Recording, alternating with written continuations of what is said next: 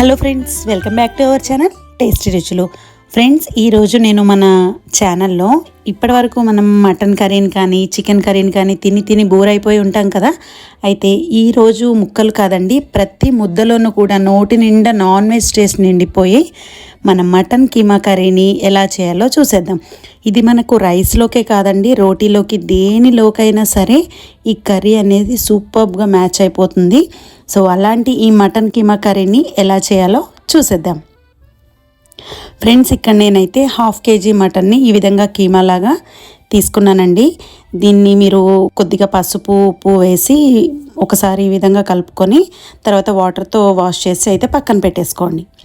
ఇప్పుడు స్టవ్ పైన నేను కుక్కర్ని తీసుకున్నానండి. సో కుక్కర్లో చేస్తేనే మనకి మటన్ అనేది క్విక్గా అయిపోతుంది, అదేవిధంగా మనకి పర్ఫెక్ట్గా కూడా కుక్ అవుతుంది అనమాట. సో ఇక్కడైతే నేను కుక్కర్లో చూపిస్తున్నానండి.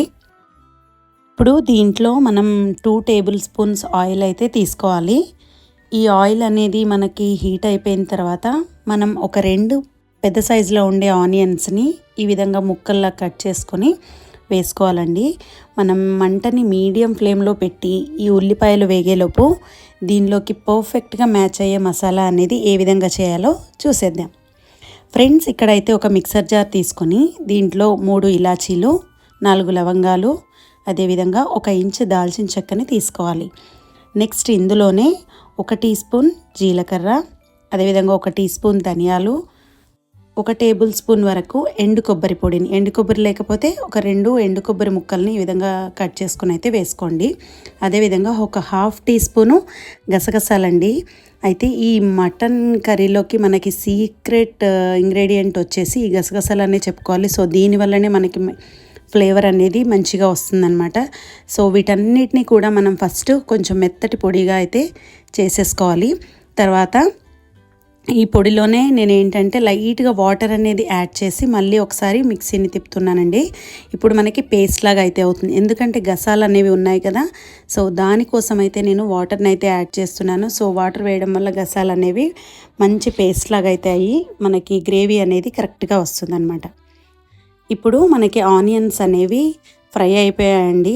నెక్స్ట్ ఇందులో 1 టేబుల్ స్పూను అల్లం వెల్లుల్లి పేస్ట్ని అయితే యాడ్ చేసుకోండి. ఈ అల్లం వెల్లుల్లి పేస్ట్ అనేది మాడిపోకుండా ఉండడానికి ఏ కర్రీలో అన్నా సరే అండి, అల్లం వెల్లుల్లి పేస్ట్ వేయగానే ఇందులో లైట్గా మనం పసుపునైతే యాడ్ చేసేయాలి. సో ఈ అల్లం వెల్లుల్లి పేస్ట్ని వేసిన తర్వాత ఈ అల్లం వెల్లుల్లి పేస్ట్ అనేది అంటుకోకుండా, అడుగుకి అంటుకోకుండా ఉండడానికి మనకి పసుపు అయితే హెల్ప్ చేస్తుందండి. ఇప్పుడు ఈ విధంగా అయితే ఇందులో పచ్చివాసన, అల్లం వెల్లుల్లి పేస్ట్ పచ్చివాసన పోయేంత వరకు కూడా ఒకసారి ఈ విధంగా వేయించుకొని మనకి ఇక్కడ ఆనియన్స్, అల్లం వెల్లుల్లి పేస్ట్ 2 కూడా ఫ్రై అయిపోయాయండి.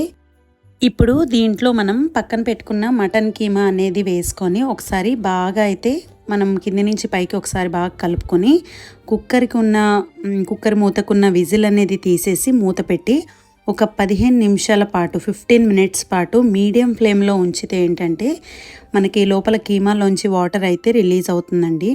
సో ఈ విధంగా 15 మినిట్స్ తర్వాత మనం కుక్కర్ మూత తీసి చూసినట్లయితే ఈ విధంగా మటన్ అనేది మొత్తం ట్రాన్స్పరెంట్గా అయిపోతుంది, అంటే కుక్ అయినట్టు అయిపోతుందండి.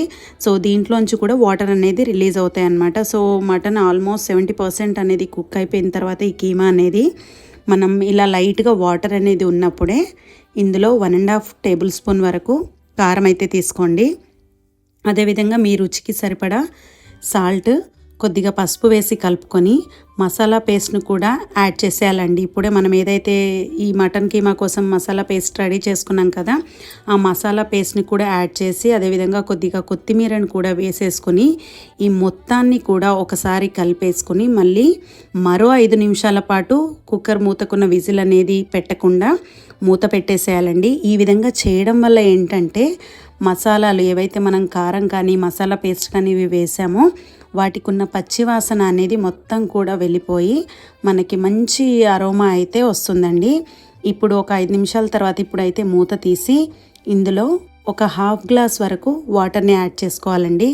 మనం మటన్ కర్రీకి అయితే ముక్కలు ఉడకడానికి ఎక్కువగా వాటర్ అనేది యాడ్ చేస్తాం, బట్ ఇది కీమా కాబట్టి మనకు ఆల్రెడీ వాటర్ అనేది రిలీజ్ అయిందండి. దీంతో పాటు మనం ఒక 1/2 గ్లాస్ అనేది యాడ్ చేస్తున్నాం అన్నమాట. మనకి మటన్ కీమా కర్రీ అనేది ముద్దలాగా ఉంటేనే, దగ్గరకు ఉంటేనే చాలా బాగుంటుందండి. సో దానికోసం అయితే ఇక్కడ నేను ఒక హాఫ్ గ్లాస్ వాటర్ అనేది యాడ్ చేసి ఇక్కడే సాల్ట్ అనేది మీకు సరిపోకపోతే ఒకసారి చూసుకొని వేసుకోండి. ఇలా మనం కుక్కర్ మూతను పెట్టేసి దానికి విజిల్ కూడా ఇప్పుడు పెట్టేసేయాలండి. ఇప్పుడు మంటని హై ఫ్లేమ్లో ఉంచి 4 to 5 విజిల్స్ అయితే రానివ్వాలి. ఈ 4 to 5 విజిల్స్ రానిచ్చిన తర్వాత మనం స్టవ్ అనేది ఆఫ్ చేసుకొని కుక్కర్కున్న వేడి మొత్తం కూడా పోయిన తర్వాత దాన్ని విజిల్ అనేది తీసేసి ఇప్పుడు చూడాలండి. ఇప్పుడు మనం కుక్కర్ మూత తీసి చూసినట్లయితే మనకి మటన్ అనేది ఈ విధంగా అయితే కుక్ అయిపోయిందండి. సో ఇప్పుడు మీకు మటన్లో ఏమన్నా లైట్గా వాటర్ ఉన్నట్లు అనిపిస్తే కనుక మీరు స్టవ్ పైన ఉంచుకొని మంటను సిమ్లో ఉంచుకొని ఒక 5 minutes పాటు మళ్ళీ మటన్ని కుక్ చేస్తే సరిపోతుందండి. ఇప్పుడు మనకి మటన్ అనేది ఈ విధంగా ముద్దగా దగ్గరికి వస్తుందండి. అంతేనండి, ఎంతో గుమగుమలాడే స్మెల్తో మన మటన్ కీమా అయితే రెడీ అయిపోయింది. దీన్ని మనం రోటీతో తిన్నామంటే ఎలాంటి షవర్మాలు కూడా సరిపోవండి, అంత టేస్టీగా ఉంటుందన్నమాట. సో మీరు ఖచ్చితంగా అయితే ట్రై చేసి నాకు ఒక్కొక్కసారి మీ కామెంట్ని తెలియజేయండి. అదేవిధంగా రైస్లోకి కూడా ముద్దకి నోటి నిండా మటన్ టేస్ట్తో చాలా చాలా బాగుంటుందండి. చాలా టేస్టీగా అయితే ఉంటుంది. సో ఫ్రెండ్స్, నచ్చితే తప్పకుండా ఒక లైక్ అయితే చేయడం అస్సలు మర్చిపోకండి. అండ్ మీ ఫ్రెండ్స్కి, ఫ్యామిలీ మెంబర్స్కి కూడా షేర్ చేసి మన మరిన్ని టేస్టీ అండ్ క్విక్ రెసిపీస్ కోసం మన టేస్టీ రుచులు ఛానల్ని సబ్స్క్రైబ్ చేసుకోండి. Thank you for watching.